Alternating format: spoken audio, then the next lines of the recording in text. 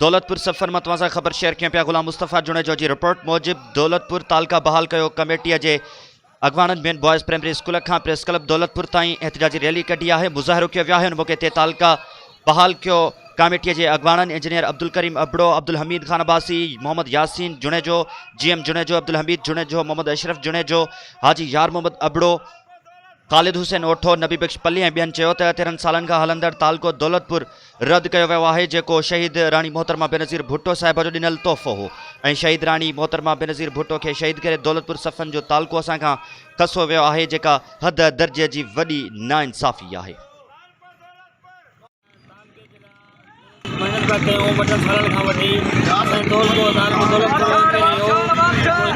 बदकिस्मती से आया ताल को खजी हो असां ताल के घुरदा कयूं त महिरबानी करे असांखे ताल को वापस ॾियो वञे।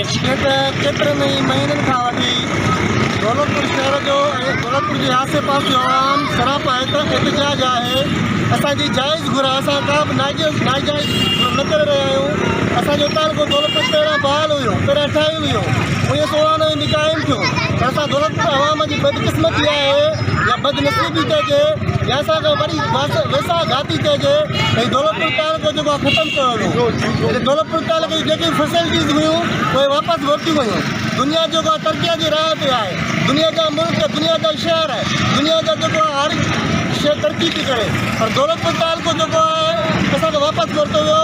असां दौलतपुर आवाम खां वरी नाजाइज़ी कई वई। दौलतपुर 1988 में हुयो, जेको बिल्कुलु 19-20 साल हलियो पीपल्स पार्टीअ जे दौर में।